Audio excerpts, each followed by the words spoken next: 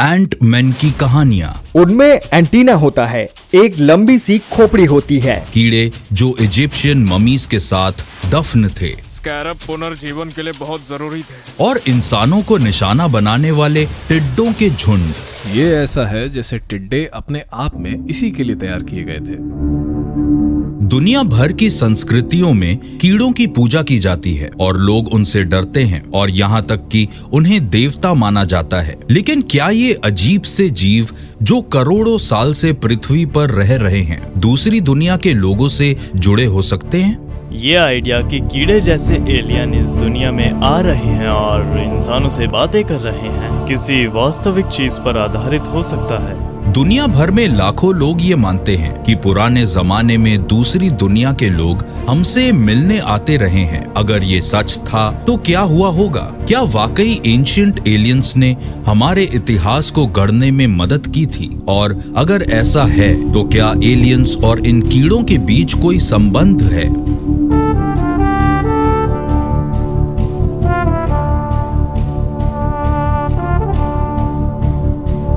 Science Document Mysteries.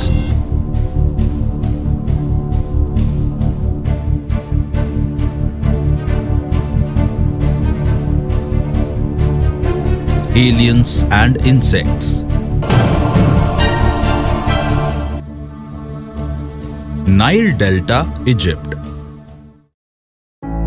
गोबर का कीड़ा रेगिस्तान की जमीन पर एक ककून को लुढ़का रहा है जिससे छोटी सी कुछ सेंटीमीटर चौड़ी पगडंडी बनती जा रही है। इस अजीब से दिखने वाले 2 इंच लंबे कीड़े को स्कैराब भी कहते हैं। ये गोबर को पोषण के स्रोत और अंडे रखने की जगह की तरह इस्तेमाल करता है। ये सारी बाधाओं के बावजूद इस गोले को सीधा लाइन में लुढ़काता जाता है और ये दुनिया का एकमात्र ऐसा कीड़ा है जिसके बारे में ये कहा जाता है कि ये मिल्की वे गैलेक्सी की रोशनी के पीछे पीछे चलता है। बायोलॉजिस्ट ने इस बात का पता 2013 में लगाया, लेकिन 5000 साल पहले जब किसी को ये नहीं पता था कि इसका सितारों के साथ एक अनोखा रिश्ता है, उस वक्त प्राचीन इजिप्ट के लोग स्कैरब को देवताओं से जुड़ी हुई एक पवित्र निशानी की तरह रखते थे। ये दिलचस्प बात है कि एक महान सभ्यता एक छोटे से कीड़े पर इतना ध्यान दे सकती थी, लेकिन पूरे इजिप्ट के मंदिरों और चित्रलिपियों में नजर आता है और ये बार बार नजर आता है। कारनाक के मंदिर में पवित्र झील के उस पार जहां फेराहोस के राज्याभिषेक होते थे, वहां एक बड़ा सा स्कैरब कीड़ा पहरे पर बैठा है जो इजिप्ट के देवता खेपरी को दर्शाता है। इजिप्ट के लोगों ने दिन के वक्त सूरज को आकाश में घूमते देखा और रेगिस्तान की रेत में इन कीड़ों को गोबर के गोले ले जाते हुए भी देखा। और इजिप्शियंस ने सोचा कि जो शक्ति आकाश में सूरज को चला रही है वो है बड़ा सा स्कैरब बीटल गॉड केफरी। और उनका मानना था कि सूरज वो चीज है जिसे रा की आंख के रूप में जाना जाता है, जो रा का रथ हुआ करता था या फिर उसकी फ्लाइंग मशीन था। और उनका मानना था कि जो चीज उसे चलाती थी वो था स्कैरब के सिर वाला देवता खेपरी। और स्कैरब असल में दर्शाता था खेपरी को, जो रा के सनशिप या फिर नाव का पायलट हुआ करता था। असल में वो देवताओं का पायलट हुआ करता था। लेकिन क्या इसे किसी और तरह से समझा जा सकता है कि इजिप्ट के लोगों ने खेपरी को एक पायलट क्यों मान लिया? प्राचीन एस्ट्रोनॉट थ्योरिस्ट बताते हैं कि खेपरी को एक स्कैरब की तरह दिखाना और कभी-कभी स्कैरब के सिर वाला इंसान दिखाना शायद इस बात से प्रेरित रहा है कि असल में इजिप्शियंस के किसी दूसरी दुनिया के लोगों से संबंध थे।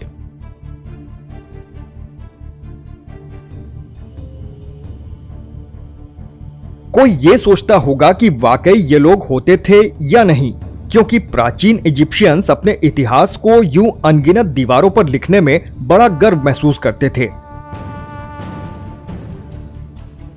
और प्राचीन एस्ट्रोनॉट थ्योरी के हिसाब से हम सब अपने जीन्स में जानबूझकर किए गए फेरबदल से आए हैं। तो इसलिए मेरे हिसाब से ऐसा हो सकता है कि जिन जीवों को हम नक्काशियों में देखते हैं उनमें से कुछ पुराने जमाने में जरूर रहे होंगे।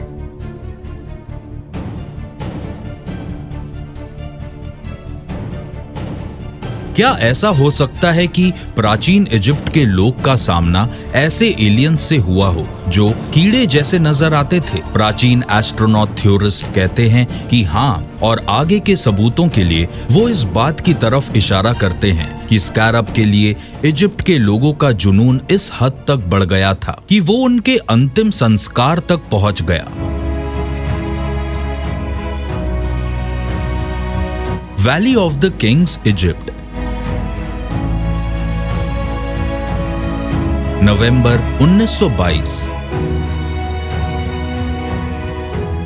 आर्कियोलॉजिस्ट हार्वर्ड कार्टर ने किंग टूटनखामेन की कब्र का पता लगा लिया। अंदर मिली कलाकृतियों के खजाने में युवा फारो की ब्रेस्ट प्लेट मिली, जिसके बीच एक स्कैरब बना हुआ था। स्कैरब सहारा से लाए गए पीले सिलिका कांच के पत्थर का बना था। ये पत्थर असल में 2 करोड़ 80 लाख साल पहले बना था, जब एक धूमकेतु के टकराने से रेत बेहद गर्म हो गई थी। लेकिन प्राचीन इजिप्ट के लोगों ने फराओ को दफनाते वक्त पहनाए जाने वाले ब्रेस्ट प्लेट के बीच में एक ऐसा स्कैरब क्यों लगाया, जो एक धूमकेतु के गिरने से बने पत्थर को तराश कर बनाया गया था? मजे की बात यह है कि इजिप्ट में मम्मी बनाने की प्रक्रिया में स्कैरब की हमेशा एक अभिन्न भूमिका होती थी और उन्हें अक्सर शरीर को लपेटते वक्त रखा जाता था।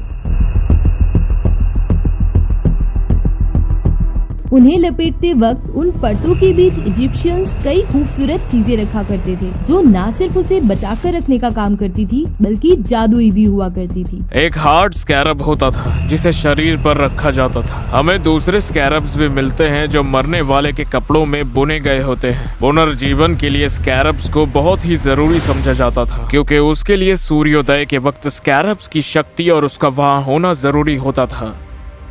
सोच ये थी कि जो इंसान चला गया है उसकी आत्मा या उसके शरीर को अगले जीवन तक या अगले दुनिया तक स्क्रैप बीटल्स ले जाते थे। तो ये तकरीबन वैसा ही था जैसे कि वो कोई कीड़ा नहीं बल्कि कोई डिवाइस हो, लेकिन वो ऐसा डिवाइस हो जो आपको एक जगह से दूसरी जगह ले जा सकती है।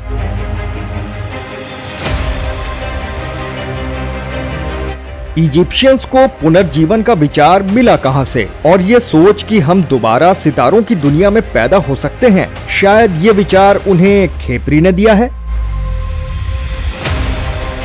क्या ऐसा हो सकता है मम्मी बनाने की प्रक्रिया में स्कैरब के आकार के चीज रखने की वजह ये रही हो कि किसी ने वाकई स्कैरब देवता खेपरी को देखा हो? कुछ प्राचीन एस्ट्रोनॉट थ्योरिस्ट्स के हिसाब से स्कैरब का वहां होना सिर्फ ये नहीं बताता कि डिवाइस ने कीड़ों और आत्माओं के दुनिया के बीच एक संबंध बनाया, बल्कि उनका कहना है कि मम्मी बनाने की प्रक्रिया अपने आप में एक कीड़े की काया पलट को भी दर्शाती है। मम्मी बनाने और कुकूनिंग की प्रक्रिया जिससे कैटरपिलर गुजरता है, इन दोनों में बड़ी गजब की समानताएं हैं और ये वाकई कमाल का है। मुझे लगता है इजिप्शियंस असल में इंसानों को कुकून करने की कोशिश कर रहे थे, जिससे कि जब वो अगले जीवन में अगले स्तर पर जाएं तो वो और भी ज्यादा महान, ज्यादा शक्तिशाली और बहुत सुंदर हो जाएं।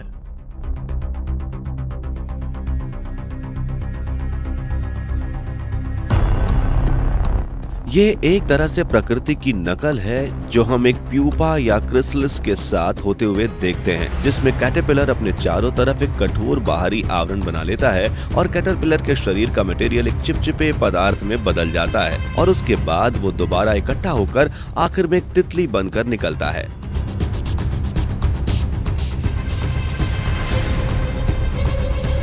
ज्यादातर लोग काया पलट को कैटरपिलर को तितली में बदलने के साथ जोड़ते हैं, लेकिन स्कैरब जैसे कीड़े भी एक पूरी काया पलट से गुजरते हैं। गोबर के गोले के अंदर पैदा हुआ लार्वा जब बाहर निकलता है तो वो पूरी तरह से विकसित और उड़ने में सक्षम होता है। प्राचीन इजिप्ट के लोगों को ऐसा लगता था कि वो पवित्र स्कैरब चमत्कारी तरीके से अपने ककून के अंदर पुनर्जीवित हो गया है। प्राचीन इजिप्ट में स्कैरब बीटल्स के बारे में ऐसा कुछ कहा जाता था जिसका मतलब था कि वो जो कहीं से नहीं आता। असल में खेपरी नाम का यही मतलब है, जो कहीं से नहीं आता, वो खुद अपना अस्तित्व बना सकता है। बहुत हद तक अपने ककून से निकलने वाले स्कैरब की तरह इजिप्ट के लोगों का ये मानना था कि एक मम्मी बनाया गया शरीर रूपांतरित इंसान की तरह अपने ताबूत से उठकर एक बार फिर जी सकता है। मरने से पहले आत्मा का एक हिस्सा शरीर से अटूट रूप से जुड़ा रहता है, इसीलिए मरने के बाद आत्मा के इस हिस्से को परलोक में जीवित रखने के लिए शरीर को जितना ज्यादा हो सके उतना उसी तरह बचाकर रखा जाता है जैसे वो जीवित अवस्था में था। इजिप्शियन आत्मा की ये सोच हमारी सोच से इतनी अलग है कि उन्हें आपस में मिलाकर देखना बहुत मुश्किल है। उदाहरण के लिए इजिप्शियन की आत्मा वाले कॉन्सेप्ट में 5 भाग थे, जिनमें बा और का ये दोनों खास थे। माइथोलॉजी के हिसाब से बा को शरीर में वापस आना चाहिए, जिससे शरीर दोबारा उठकर जी सकता है। ये हो सकता है कि मम्मी बनाने की प्रक्रिया एक तरह की नकल रही हो जिससे दूसरी दुनिया के लोग गुजरते थे, और हो तो ये भी सकता है कि मम्मीज अपने आप में एक तरह की लार्वल स्टेज और सस्पेंडेड हाइबरनेशन में जा रही हों, जहां आखिर में वो किसी नए शरीर के रूप में निकल कर आती हों, जैसा कि बाहर की दुनिया के लोग करते थे।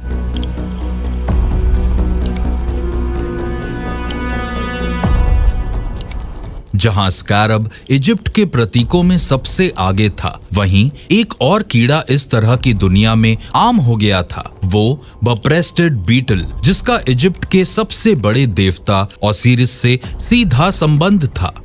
ब्यूप्रेस्टेड बीटल्स को जब कोई शिकार परेशान करता है तो वो अपने पैरों को अंदर दबाकर बिना हिले एकदम चुपचाप बैठ जाता है, ठीक जैसे ओसिरिस को कब्र में बनी कुछ पेंटिंग्स में दिखाया गया है। पता चला है कि ब्यूप्रेस्टेड बीटल्स इमली की लकड़ी में पाया जाता है, और ये लकड़ी एक ऐसे पेड़ में आती है जो ओसिरिस की कहानियों में थी। वो डिजिट पिलर बन गई थी, और जब ओसिरिस ने खंबे को चीरा तो उसके अंदर उसे ओसिरिस और खूबसूरत कीड़ा मिला। इसीलिए ये भी कह सकते हैं कि इस कीड़े का मम्मी बनाने की प्रक्रिया से कोई रिश्ता हो।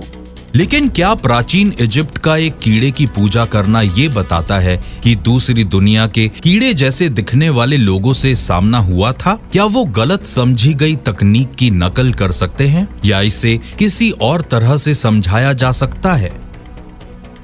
शायद इसके सुराग एंट पीपल की तमाम कहानियों में मिल सकते हैं। कैम्ब्रिज यूनिवर्सिटी इंग्लैंड 2013 एक इंटेंस मैग्निफिकेशन के साथ हाई स्पीड कैमरा से जूलॉजी डिपार्टमेंट के वैज्ञानिकों ने पेड़ों पर उछलने वाले एक कीड़े इसूस के मूवमेंट को रिकॉर्ड किया। इसकी फुटेज देखते वक्त उन्हें एक चौंकाने वाली चीज मिली। इसूस के मूवमेंट में मैकेनिकल गियर्स काम कर रहे थे। दुनिया में पहली बार यह देखा गया था कि एक जीव मैकेनिकल गियर से चल रहा है। इस नेचुरल कॉग मैकेनिज्म से इसूस एक जोरदार छलांग लगा सकता है, जिसमें पीछे के पैरों में बने दांत एक दूसरे के खांचों में बैठ जाते हैं, जैसा कि कार के गियर बॉक्स में होता है। इससे उनके पैरों के मूवमेंट में पूरी तरह से तालमेल बन जाता है। लेकिन एक जीव ने इस तरह की मैकेनिज्म कैसे विकसित कर दिए जो इंसान के बनाए हुए लगते हैं? कीड़े असल में विकास की प्रेरणा है। दरअसल कीड़े पहले ऐसे जीव थे जिन्होंने अपने दम पर उड़ना सीखा। कीड़ों में बाहरी कंकाल होता है जो एक जीते जागते कवच की तरह होता है। बड़ी तादाद के हिसाब से देखा जाए तो पृथ्वी पर अब तक के कीड़ों की ही तादाद सबसे ज्यादा है, और 10 लाख से भी ज्यादा अलग अलग प्रजातियां होने के साथ साथ वो सबसे रहस्यमयी भी रहे हैं। पृथ्वी पर इंसान के आने से 40 करोड़ साल पहले कीड़े पृथ्वी पर आ चुके थे। वो इंसान नहीं बल्कि डायनासोर के युग के बहुत पहले पृथ्वी पर आराम से रहते थे। दुनिया के करीब आधे जीव जंतुओं का रिश्ता कीड़ों के समूह से है। उन्होंने प्रकृति में हर तरह की परिस्थिति में रहने के तरीके निकाल लिए हैं। उनकी कंपाउंड आईज होती हैं, जिससे वो कुछ मामलों में इंसानों से कई ज्यादा दूर तक देख सकते हैं, जैसे कि अल्ट्रावायलेट। उसका सेंसरी सिस्टम बड़ा ही शानदार होता है, जिससे वो हमसे अलग तरीके से चीजों को महसूस करते हैं। कीड़े स्वाद और महक को अपने शरीर के बालों से महसूस करते हैं। जब वो आपके ऊपर बैठे होते हैं तो वो आपकी महक को और आपके स्वाद को लेते हैं। अब तक कीड़ों की 10 लाख से ज्यादा प्रजातियां विकसित हो चुकी है, इसीलिए भले ही हम खुद को खास समझें, लेकिन सच्चाई ये है कि जीव जंतुओं में कीड़े सबसे अच्छी तरह विकसित हुए हैं। ये माना जाता है कि कीड़े 40 करोड़ साल पहले पैदा हो चुके थे और इन 40 करोड़ सालों में कोई भी कीड़ा चींटी से ज्यादा नहीं पनपा है। पृथ्वी पर चींटियां सबसे सफल जीव है। पृथ्वी पर अलग अलग हर चौथे जीवों में एक चींटी होती है। चींटियां बहुत शानदार होती हैं और वो बहुत ज्यादा विकसित हैं। आकार और देखने में चींटियां और इंसान भले ही एक दूसरे से बहुत अलग अलग हों, लेकिन दिलचस्प बात यह है कि कई तरह से ये छोटे छोटे जीव इतने ज्यादा हमारी तरह होते हैं जितना और कोई जीव जंतु नहीं होता। चींटियों में एक सामाजिक व्यवस्था होती है जिनमें उनके काम बटे हुए होते हैं। उनमें प्रजनन करने वाली एक रानी चींटी होती है। मेल्स होते हैं जो रानी के साथ मीटिंग करते हैं। उसके अलावा दूसरी प्रजनन करने वाली चींटियां होती हैं जो कॉलोनी छोड़कर नई कॉलोनीज बना सकती हैं। उसके बाद उसमें कई कामगार चींटियां होती हैं। कुछ खास सैनिक चींटियां भी होती हैं जो कॉलोनी का बचाव करती हैं, तो उनका जीने का तरीका देखने लायक होता है। लेकिन ऐसा क्यों है कि चींटियों का चाल चलन कई तरह से बिल्कुल इंसानों जैसा लगता है? क्या ये महज इत्तेफाक है या कहीं ऐसा तो नहीं कि चींटियों और इंसानों में उससे ज्यादा करीबी रिश्ता हो जितना हम सोचते हैं?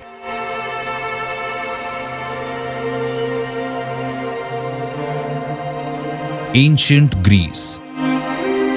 होमर के इलियाड और ओविड्स के मेटामॉर्फोस दोनों में योद्धाओं का एक समूह था जिसे मायरमेडॉन कहा जाता था, जिनकी पैदाइश रहस्यमयी थी। ओविड के अनुसार एजीना का राजा एइकस ने प्लीट से तबाह हुए अपने देश को दोबारा बसाने के लिए देवता जूस से विनती की। उस रात उसने सपना देखा कि चींटियां एक बड़े पेड़ की डाली से गिरकर आदमियों में बदल रही है। वो अगली सुबह उठा तो देखा कि उसका सपना सच हो गया है। मॉर्मेडॉन्स की कहानी ये है कि वो चींटियां थे जो योद्धाओं में बदल गए। बताया जाता है कि वो ट्रॉय में एक्लीज के साथ लड़े थे और वो बहुत कारगर साबित हुए।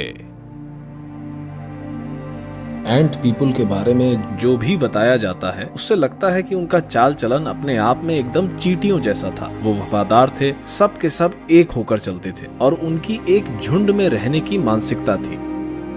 माना जाता है कि मेरबिडॉन्स ने सबसे पहले पानी के जहाज बनाए थे और उसे अपने दम पर पानी में ले गए। एक सेना की संगठित होने की क्षमता एक कतार में चलने वाली चींटियों से ही आती है। सबसे पहले पानी पर नाव चलाने का आइडिया चींटियों के राफ्ट बनाकर पानी में बहने की क्षमता से ही आता है। चींटियां पानी की सतह पर जाकर एक दूसरे से अपना पैर फंसा लेती है और ये चींटियों का टीला पानी पर तैरता रहता है। मेरबिडॉन्स के मामले में वो भयंकर योद्धा थे। वो संगठित थे, प्रशिक्षित थे, बिल्कुल चींटियों की तरह। ये बातें चींटियों के चाल चलन के हिसाब से इतनी सटीक हैं कि ऐसा लगता है जैसे ज़्यूस ने वाकई इंसानों और कीड़ों के बीच कोई जेनेटिक क्रॉस ब्रीडिंग करके एंट पीपल की ये सेना बनाई हो। हम यहाँ एक बहुत ही एडवांस टेक्नोलॉजी की बात कर रहे हैं जिसमें ये अच्छे से पता है कि नई प्रजाति बनाने के लिए डीएनए में हेर फेर कैसे की जाती है।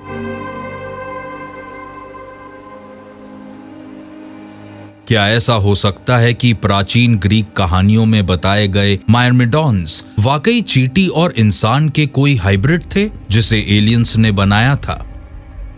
प्राचीन एस्ट्रोनॉट थ्योरिस्ट का ये दावा है कि दूसरी दुनिया के लोगों के साथ चींटियों का कोई संबंध हो सकता है। इस बात के सबूत कई संस्कृतियों की कहानियों में मिल सकते हैं। मुसलमानों के पवित्र ग्रंथ कुरान में एक कहानी है जिसमें चींटियां इंसानों की तरह बोलती हैं। अफ्रीका के कुछ हिस्सों में चींटियों को देवताओं का दूत माना जाता है। अमेरिका की होपी और जुनी जैसी जनजातियों की कहानियों में एंट पीपल का जिक्र है जो जमीन के अंदर से निकलते थे। होपी मान्यताओं के हिसाब से एंट पीपल एक बहुत ही दिलचस्प विषय है और इसके मुताबिक ये माना जाता है कि एंट पीपल पृथ्वी के रखवाले हैं। ग्रीक की पौराणिक कथाओं में मायरमेडॉन्स से हटकर अमेरिका की कहानियों के एंट पीपल का सिर्फ चाल चलन ही चींटियों जैसा नहीं है, बल्कि वो दिखने में भी चींटियों जैसे लगते हैं। उनके पतले लंबे हाथ होते हैं, उनमें एंटीना होता है, एक लंबी सी खोपड़ी होती है इससे साफ पता चलता है कि ये इंसान और कीड़े का संगम है और कोई काल्पनिक या झूठी कहानी नहीं।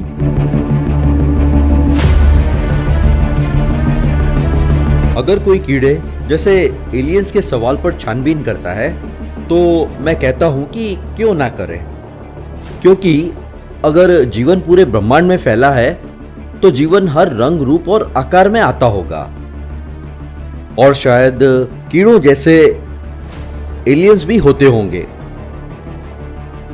ऐसा हो सकता है।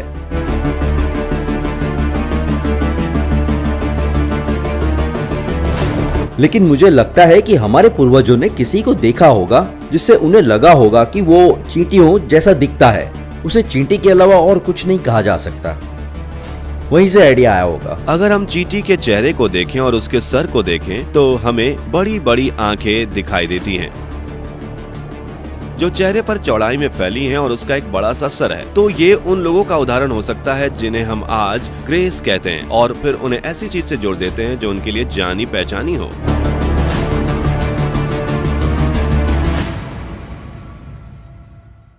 क्या ऐसा हो सकता है कि एंट पीपल ग्रीक और अमेरिका की पौराणिक कथाओं में नजर आने वाले एंट पीपल सच में ग्रे एलियंस हों, या जिन्हें इंसान और कीड़ों को मिलाकर दूसरी दुनिया के लोगों ने बनाया हो?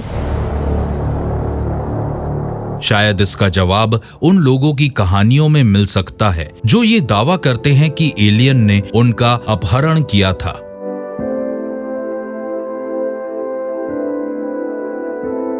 कलाहारी डेजर्ट, साउथ अफ्रीका। यहां रहने वाले लोग सैन कहलाते हैं। ये पृथ्वी पर मौजूद सबसे पुरानी आबादियों में से एक है, जिनकी संस्कृति करीब 80,000 साल पुरानी है। इस प्राचीन समाज के जन्म की कहानी के अनुसार सबसे पहले इंसान पारंपरिक देवताओं से नहीं बल्कि कीड़ों से पैदा हुए थे।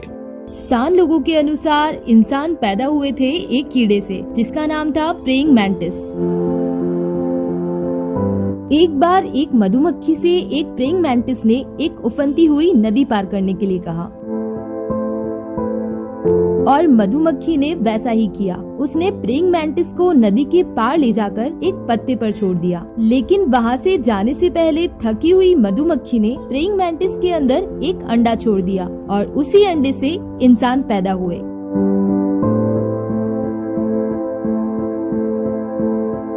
लेकिन सैन लोगों ने ये कैसे सोच लिया कि इंसान एक प्रेइंग मैंटिस से पैदा हुआ है? अजीब बात यह है कि सैन परंपरा में यह भी माना जाता है कि प्रेइंग मैंटिस ने शुरुआती इंसानों को भाषा और आग का उपहार दिया था और उनके सबसे बड़े देवताओं में से एक कान, दुनिया बनाने वाले, उन्हें अक्सर एक मैंटिस के रूप में दिखाया जाता है।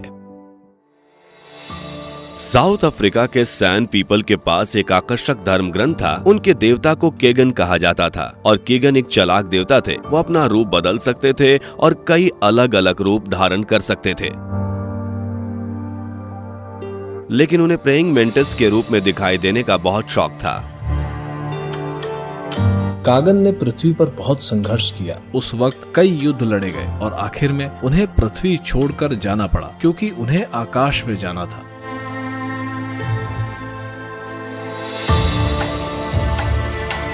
कागन के बारे में एक दिलचस्प बात यह है कि कहा जाता है कि उन्होंने चंद्रमा को बनाया था और सान लोग चंद्रमा के अलग अलग फेजेस की वजह से पौधे लगाते हैं। तो आप सोचेंगे कि क्या ये प्रेइंग मैंटिस जैसा दूसरी दुनिया का देवता सिर्फ कोई पौराणिक इंसान है, या क्या ये वाकई एक असली प्रेइंग मैंटिस कीड़े जैसे एलियन का रूप है जो पृथ्वी पर आया हो? सोचने वाली बात है। क्या सैन की पौराणिक कथाओं में प्रेइंग मैंटिस का महत्व ये बताता है कि उनके पूर्वजों ने बहुत पहले ऐसे लोग देखे थे? हालांकि ज्यादातर एंथ्रोपोलॉजिस्ट इन कहानियों को दंत कथाओं की तरह मानते हैं। कुछ प्राचीन एस्ट्रोनॉट थ्योरिस्ट को ये अजीब लगता है कि एलियन के अपहरण की रिपोर्ट्स में प्रेइंग मैंटिस की तस्वीर बार बार सामने आती है। कोविना, कैलिफोर्निया 1963। लॉस एंजलिस के बाहरी इलाके के इस छोटे से खेती बाड़ी वाले शहर में 17 साल की लिंडा पोर्टर ने खुद को एक अजीब से यान पर देखा और वो नींद से उठ बैठी। बाद में सम्मोहन के तहत उन्होंने उसके बारे में याद करके बताया कि एक छोटा सा जीव जो ग्रे एलियन जैसा लगता था, वो उन्हें एक रोशनी से भरे कमरे में ले गया जहां उनका सामना किसी और प्राणी से हुआ जो बहुत लंबा था और उसका नाक नक्शा प्रेइंग मैंटिस जैसा था। ये सबसे हटके एक बहुत ही अजीब मामला है और ये सन 1963 में हुआ था, जो सोचने वाली बात है क्योंकि ये अपहरण की घटनाओं की खबर फैलने से पहले की बात है। अपहरण की कई अलग अलग कहानियों में ये दर्शाया गया है कि उनमें ग्रे एलियंस और ये लंबा सा कीड़े जैसा आदमी था जो बहुत हद तक प्रेइंग मैंटिस जैसा लगता था। लिंडा पोर्टर का कहना है कि अपनी पूरी किशोरावस्था और 20 साल की होने के बाद उन्होंने कई दूसरे एलियंस को भी देखा है, लेकिन जब वो 45 साल की हो गई तब कहीं जाकर खोजी पत्रकार लिंडा मोल्टन हॉवे के पास अपनी कहानी बताने के लिए पहुंची। मुझे एक खत मिला जो लिखा था लिंडा पॉटर ने, और उसके बाद उसने मुझे ढेर सारी ड्राइंग्स भी भेजी। ये ड्राइंग्स लिंडा मोल्टन होवे की किताब glimpses of the other realities में नजर आती हैं। एक ड्राइंग था प्रेइंग मैंटिस का जो कि 8 फीट का था। एक रूम में था जो कि बहुत अजीब था। उसमें एक बेलनाकार चीज और चमचमाती हुई रोशनी थी। उनसे मिलने वाले लोगों का कहना था कि अलग अलग कई तरह के एलियंस देखे गए, लेकिन उनमें से कुछ जो वाकई बहुत ही अजीब और दुर्लभ थे वो बहुत डरावने, पतले दुबले, बड़े से, असल में बहुत ही समझदार कीड़े थे। लोगों ने यूएफओ में पाए गए एलियंस और कीड़ों, खासकर की मधुमक्खियों के बीच काफी समानताएं बताई, जैसे कि ग्रेस को एक तरह से ड्रोन या कामगार मधुमक्खी माना जा सकता है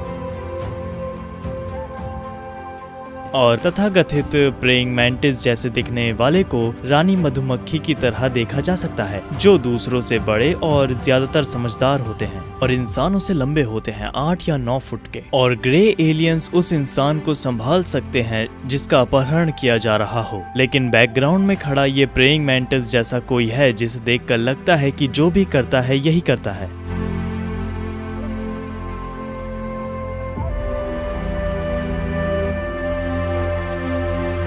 इस पोर्टर के अनुसार वो एक बड़े प्रयोग का हिस्सा हैं, जिसमें ऐसा लगता है जैसे इन एलियंस का उनकी आत्मा से कोई रिश्ता है। उसका कहना था कि हम इंसान चाहे जो भी हो, हम सबके अंदर एक अलग चीज है, एक आत्मा जो उनके लिए रहस्यमय है, और वो ये पता लगाने की कोशिश कर रहे हैं कि मरते वक्त वो आत्मा कहाँ जाती है। और जो इंसान नहीं है वो इस चीज का अध्ययन कर रहे हैं कि आत्माएं शरीर के अंदर और बाहर बार बार कैसे आती जाती हैं। उसने उन लोगों के बारे में 3 सिलेंडर्स दिखाकर बात की। हर सिलेंडर में एक इंसान ऐसे मौजूद था मानो जैसे कि वो एक जिंदा लाश की तरह हो।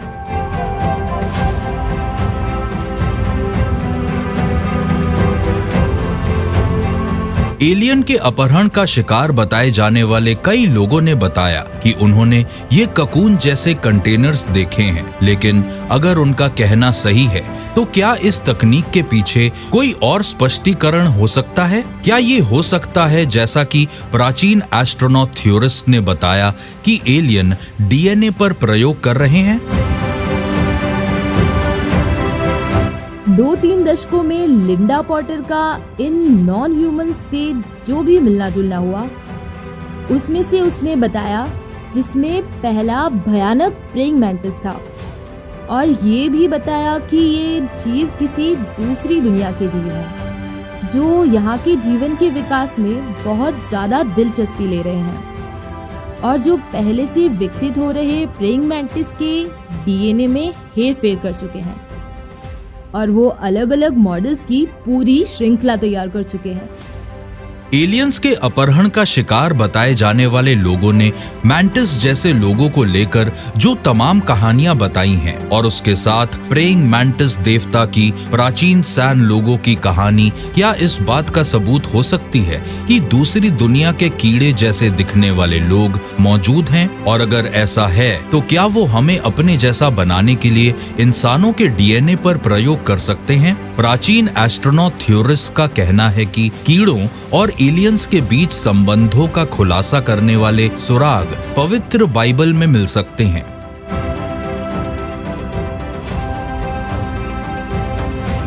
पाई रमेसेस, इजिप्ट, 15वीं शताब्दी ईसा पूर्व।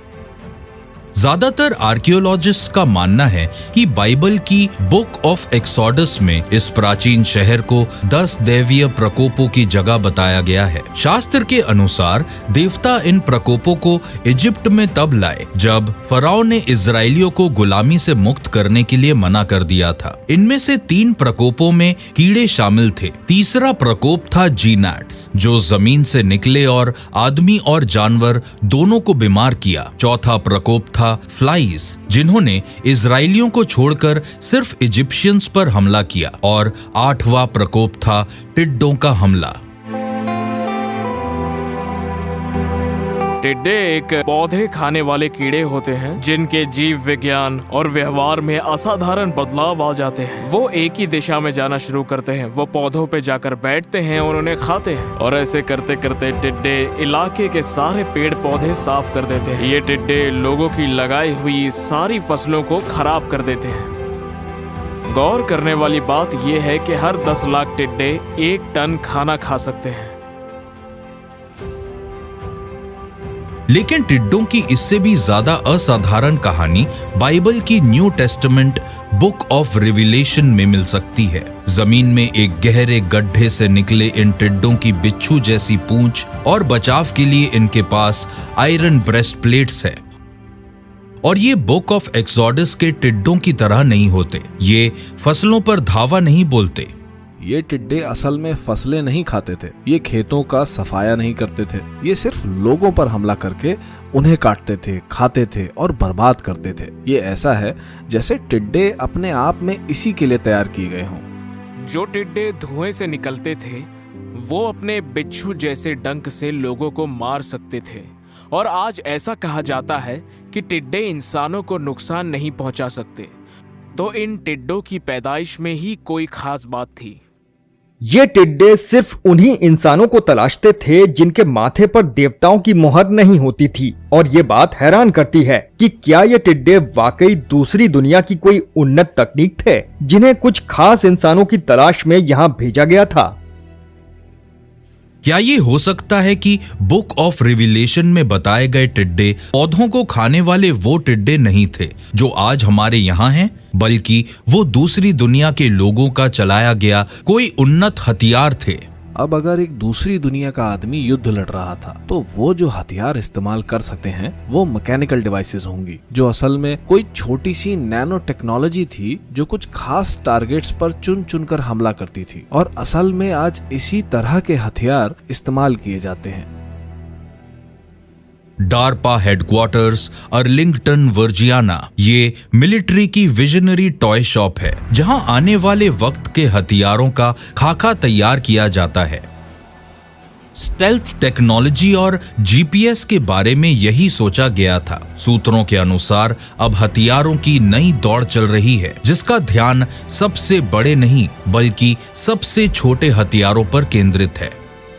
कीड़े पृथ्वी पर सबसे शानदार तरीके से बनाए गए जीवों में से एक हैं। मेरा मतलब है कि वो असाधारण होते हैं। ये कोई हैरानी की बात नहीं है कि अमेरिका की सेना को कीड़ों में दिलचस्पी है। ये एकदम लॉजिकल बात है।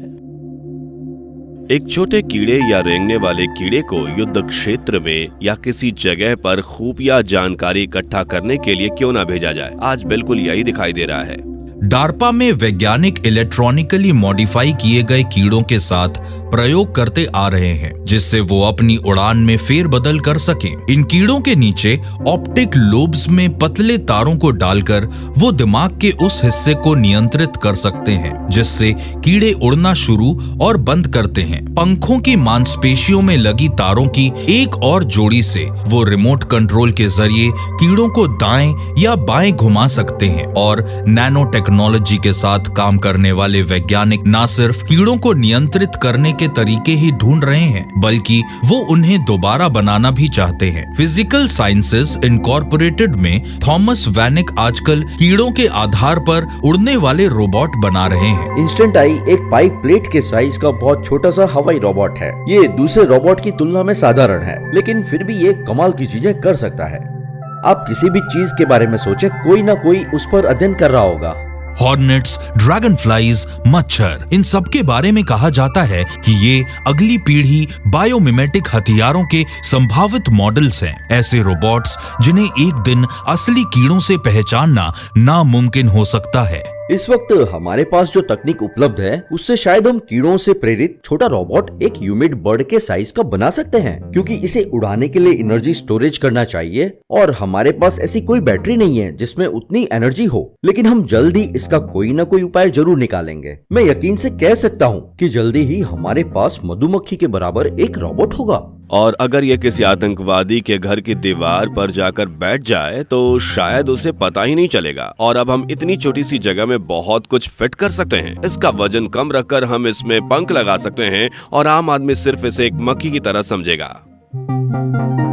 वो दिन दूर नहीं है जब आप उसे देखकर कहेंगे, वाओ कितना सुंदर कीड़ा है, और शायद वो कीड़ा नहीं होगा। लेकिन अगर आज हम कीड़े जैसे ड्रोन्स बना सकते हैं तो क्या ऐसा हो सकता है कि देवताओं के भेजे गए टिड्डों को लेकर बाइबल की कहानियां वाकई प्राचीन काल की एलियन टेक्नोलॉजी को दर्शाती हो? और क्या यही वजह है कि इंसान आज भी कीड़ों से डरते हैं? कुछ प्राचीन एस्ट्रोनॉट थ्योरिस्ट्स का मानना है कि ऐसी अद्भुत धारणा हो सकती है और इसके सबूत के लिए वो नेवाडा के एक रहस्यमय इलाके की तरफ इशारा करते हैं जिसे एरिया 51 कहा जाता है। किंगमैन, एरिजोना, मई 1953। कोल्ड वॉर अपनी चरम सीमा पर था। बताया जाता है कि तभी एक अज्ञात चीज रेगिस्तान की रेत में गिरकर खत्म हो गई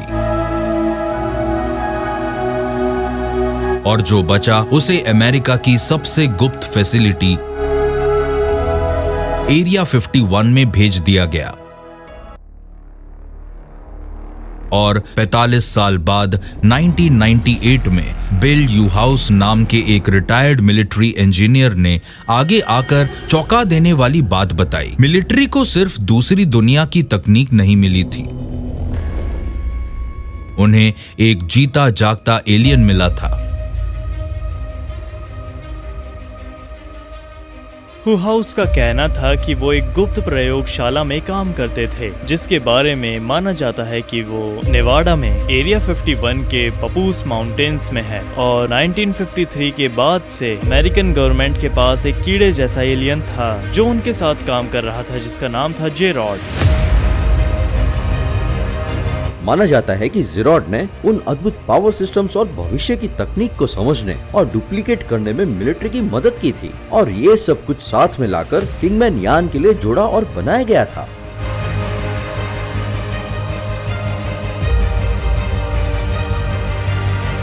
बिल यूहाउस के इस खुलासे के कुछ समय बाद माइक्रोबायोलॉजिस्ट डैन ब्यूरिस्क ने उनकी बात की पुष्टि की, लेकिन डैन ब्यूरिस्क के अनुसार जे रॉड का कहना था कि वो कोई एलियन है। उन्होंने जो खुलासा किया वो और भी चौंकाने वाला था। इस कीड़ेनुमा एलियन जे रॉड ने बताया कि वो असल में हमारे फ्यूचर से आया है और निकट भविष्य में किसी वक्त इस दुनिया में एक तबाही आई और ज्यादातर मानव जाति खत्म हो गई। मानव जाति दो अलग अलग प्रजातियों में बट गई और फिर उनमें से एक प्रजाति जमीन के अंदर जाकर रहने लगी। और फिर जमीन के अंदर रहते हुए उनमें ये कीड़ों जैसे लक्षण आ गए थे। और ठीक यही बात होपी और जूनी और यहाँ तक कि नवाजों की कहानियां भी बताती हैं कि तीसरी दुनिया से चौथी दुनिया में जाते वक्त आज की ये दुनिया रहने लायक नहीं रहेगी और उन्हें कुछ वक्त के लिए जमीन के अंदर उन लोगों के साथ जाकर रहना पड़ा था जिन्हें वो एंट पीपल कहते हैं। और अब आप सोचेंगे कि कहीं जे रॉड सच में हमारे फ्यूचर से आया एक कीड़े नुमा इंसान तो नहीं है? क्या जे रॉड की कहानी इस बात की पुष्टि करती है कि हॉपी की एंट पीपल वाली कहानियां सिर्फ पौराणिक कथाएं नहीं थीं और अगर तथाकथित इंसेक्टॉइड सच में मौजूद हैं तो क्या ऐसा हो सकता है कि वो एलियंस नहीं बल्कि भविष्य से आए इंसान हों? हजारों साल से एलियंस हमारे मानव विकास का एक रहस्यमय हिस्सा रहे हैं। इनमें बहुत कुछ ऐसा होता है जिनका लेना देना हमारे प्रजनन तंत्र से है। हो सकता है कि वो वाकई एक नई मानव जाति बनाने की कोशिश कर रहे हों जो शायद पृथ्वी पर आने वाले बदलाव का सामना कर सके, और हो सकता है कि वो हमें उस पॉइंट तक ले जाएं कि हमें दुनिया छोड़नी पड़े। लेकिन अगर किसी दिन एक प्रलयकारी घटना इंसानों को जमीन के अंदर आने पर मजबूर करती है तो क्या इसका वैज्ञानिक अर्थ ये भी है कि हम में कीड़ों जैसे लक्षण आ जाएं? कुछ वैज्ञानिकों के अनुसार हम पहले से ही थोड़े बहुत कीड़ों जैसे हैं। इंसान के जीनों पर लिए गए काम से पता चलता है कि शायद हमारा आधा डीएनए ट्रांसपोशंस का नतीजा हो सकता है। ये उन जंपिंग जीन्स के लिए एक फैंसी वर्ड है जो एक प्रजाति से दूसरी प्रजाति में जा सकते हैं। हाल ही में ये पता चला है कि रॉडनियस एक खून चूसने वाला कीड़ा है जो चग्स रोग को फैलाता है। ये सिर्फ ट्राइपेनोसोमा को ही एक जीव से दूसरे जीव में फैलाता है, बल्कि अपने खुद के जीन भी उन जीवों में फैला सकता है। इंसानों को चगस रोग हो जाता है। अभी तक उन्होंने इस कीड़े के डीएनए के लिए इंसानों का टेस्ट नहीं किया, लेकिन हो सकता है कि हमारे सिस्टम में इनमें से कुछ कीड़ों का जीन हो। शायद कुछ ट्राइपेनोसोम उन बीमारियों से आए हैं जिन्हें हमने तब पकड़ा था जब हमारे पूर्वजों को कीड़ों ने काट लिया। क्या हॉरिजॉन्टल जीन ट्रांसफर पर किए गए अध्ययन एक दिन ये साबित कर सकते हैं कि हमारे अंदर सच में कीड़ों के डीएनए हैं? और अगर ऐसा है तो क्या ये एक इत्तेफाक होने की बजाय दूसरी दुनिया के किसी डिजाइन का काम हो सकता है?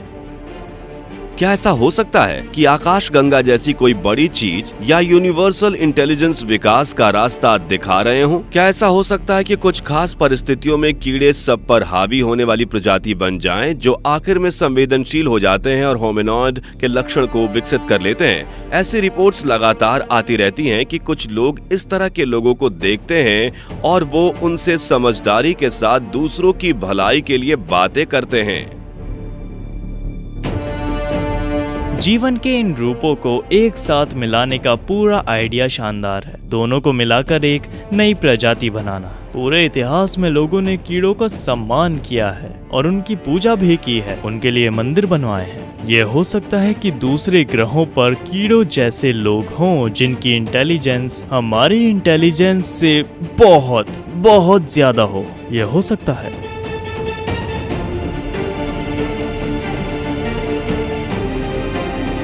क्या ऐसा हो सकता है कि कीड़ों और एलियंस के बीच वाकई एक संबंध हो? क्या वो हमारी दुनिया से परे रहने वाले लोगों से जुड़े हैं, जैसा कि कुछ प्राचीन एस्ट्रोनॉट थ्योरिस्ट बताते हैं? अगर ऐसा है तो क्या उनका कोई गुप्त उद्देश्य हो सकता है जिसका पता हम अभी तक नहीं लगा पाए? शायद एक दिन हमें पता चलेगा कि एलियंस सिर्फ अंतरिक्ष में सबसे दूर की किसी जगह पर नहीं रहते, बल्कि यहाँ पृथ्वी पर भी अरबों की तादाद में, और उनमें से ज्यादातर हमारे पैरों के नीचे हैं। धन्यवाद दोस्तों अंत तक जुड़े रहने के लिए, और सबसे जरूरी बात, कमेंट करके इस वीडियो के बारे में अपनी राय जरूर दें। मिलते हैं अगली बार एक और रहस्यमयी टॉपिक के साथ।